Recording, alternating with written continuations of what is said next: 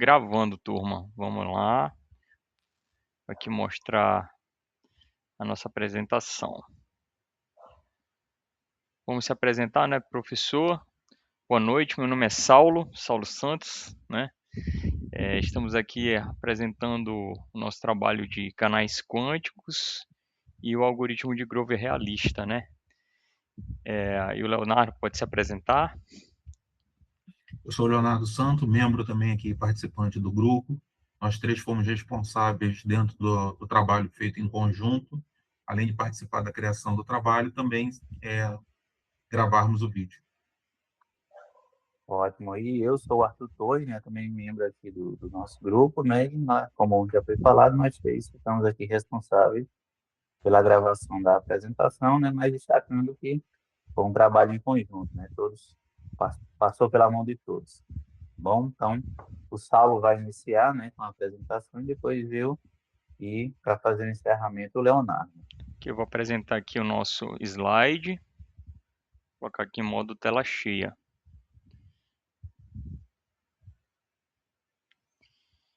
Ok, então aqui de fato vamos iniciar a nossa apresentação, né? O nosso grupo, os componentes é o Thalisson, o Arthur, o Lucas, o Leonardo, o Ricardo, né? E o Saulo. Como já foi falado antes, né? O trabalho foi feito em equipe, né? E nós ficamos responsáveis aqui de trazer o vídeo, né? E a explicação. Então, o trabalho consiste em canais quânticos e algoritmo de Grover realista, né? Focado numa análise de ruído e perda de informação em sistemas quânticos. Nesse primeiro slide, deixa eu só ocultar essa barra aqui, vamos trazer uma breve introdução, né, que fala sobre os mapas matemáticos, né, positivos e que preservam traços CPTP, fundamentais para descrever a evolução dos estados quânticos. Né? Então, nós temos um diagrama aqui do lado que a gente chama de diagrama de Alice e Bob, né? E nós precisamos definir, primeiramente, o que é um canal quântico, né? Que é um canal de comunicação. E na teoria usamos essas operações unitárias perfeitas, mas na prática uma interação com o ambiente ela é inevitável, né? Então, no momento que a gente vai fazer as medições, a gente acaba interagindo com esse canal de comunicação. Então, o canal quântico, ele é um mapa matemático, né, como foi falado aqui, o CPTP, que modela uma evolução aberta. Nesse diagrama, nós vemos a hélice enviando um estado para o Bob, né? O canal ele representa tudo o que acontece no meio, o ruído ambiental, a dissipação de energia e a perda de coerência, né? Então, basicamente, é uma formalização de como o mundo real atrapalha, né, um sistema ideal. Então, nesse slide, o resumo são esses pontos, né? Então, como função principal, nós temos aqui modelar o ruído ambiental, né, que é a decoerência, representar perdas de informação quântica e descrever a dissipação de energia e formalizar, por último, né, os processos de medição. Nesse ponto aqui nós vamos ver os impactos, né, nos canais quânticos e o impacto principal é a decoerência, né? Então, existem ondas de decoerência. O principal impacto desses canais é essa decoerência. Como ilustrado aqui, a coerência na fase 1, né? Tá bem aqui com o gráfico, né? É I remember, né? Eu me lembro. É essencial para a computação quântica.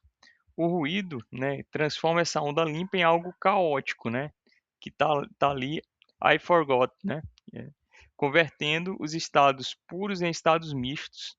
E nós analisamos esses três tipos principais de ruído, que é a despolarização, né, que introduz um ruído branco no sistema, o amortecimento de amplitude, que modela a perda de energia como um decaimento espontâneo, e a inversão de fase, né, que compõe a informação de fase sem afetar a energia.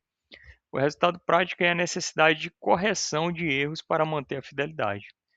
Então, toda a vida que a gente interage, né, com o canal de comunicação, a gente vai ter esse tipo de interferência no qual a gente repassou agora. Temos aqui a entropia, né, que fala aqui sobre como medimos esse estrago, né? Usamos 3 métricas fundamentais para medir o estrago, né, da interferência. A primeira é a entropia de von Neumann. Ela mede a incerteza para um estado puro ideal. E no estado puro ideal, a entropia tem que ser zero. Entendeu? Quando o sistema interage com o canal ruidoso, a entropia tende a aumentar, né? Então S vai ser maior do que zero, sinalizando a perda irreversível da informação. Então, basicamente, o resumo desses slides, né, são esses, né? E aí eu passo para o Arthur, que vai iniciar. Vamos. Então, aqui no nosso quinto slide, né, nós vamos falar um pouco sobre a distância de traço, né? Então, a segunda é a distância de traço, né? Ela quantifica a distinguibilidade. Então, a gente pode pensar nela como uma taxa de erro, né? Então, ela vai medir o quão distante o estado real, né? Ou seja, esse estado que tem um ruído está, né? Quanto distante ele vai estar do nosso estado-alvo ideal. Então, se a distância for zero, então eles vão ser idênticos. Então, se crescer a distância, né, entre esses dois estados, então o erro acumulado no sistema ele vai tender a ficar cada vez mais alto. Tá bom? Então, isso, né, de forma bem breve, é o que a gente pode verificar nesse nosso quinto slide. Bom, então, Saulo, pode passar para o sexto. Ótimo. Então, aqui a gente tem a fidelidade quântica, né? Então, a fidelidade quântica, ela vai ser ali o oposto da distância que vai medir a similaridade. Então, queremos aí, deixa eu só fechar aqui o WhatsApp, né? Então, nós queremos aí uma fidelidade de número 1. Ou seja, essa fidelidade de número 1 é o 100%, né? Nossa confiabilidade. Então, valores abaixo de 0,9, ou seja, valores abaixo de 90%, então, eles geralmente vão indicar que houve uma desvantagem de um ponto de vista quântico, né? Então, foi perdido e o cálculo ele não é mais confiável para nós podermos utilizar essas medições no nosso estado quântico. Então, pode passar, Saulo, para o sétimo, né? Então, tanto no sétimo quanto no oitavo slide, nós vamos falar aí de um estudo de caso de Grover, tá bom?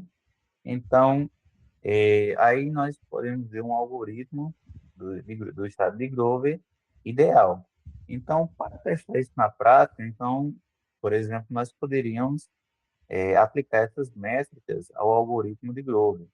No cenário ideal, nós poderíamos ter uma iniciação, né, com o oráculo e a difusão, que amplificam a probabilidade do estado-alvo a cada interação com complexidade, né, aqui no cantinho esquerdo, né, com complexidade O raiz de n.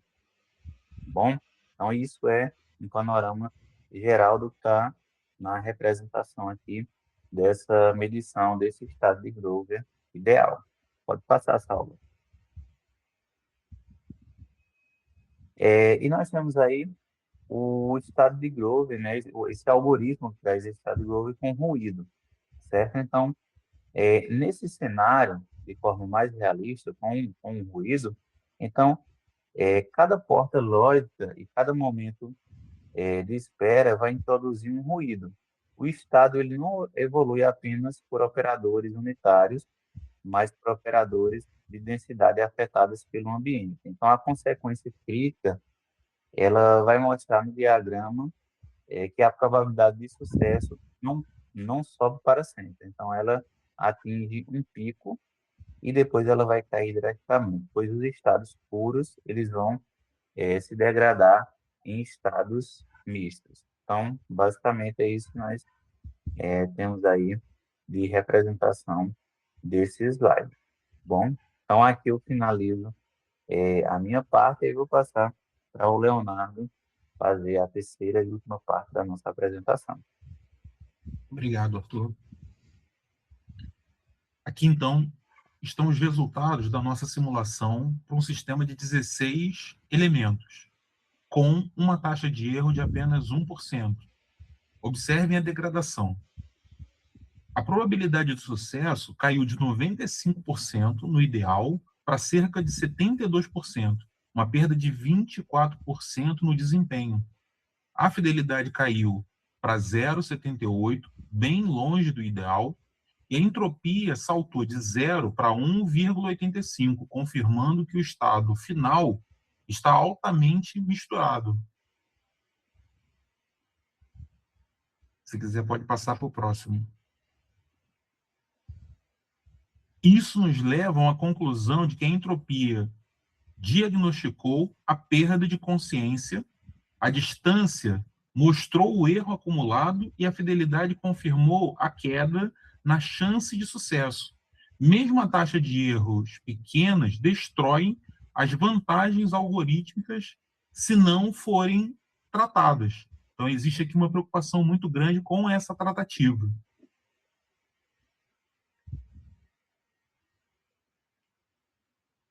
Já aqui no 11, né, no nosso slide 11, o que podemos fazer?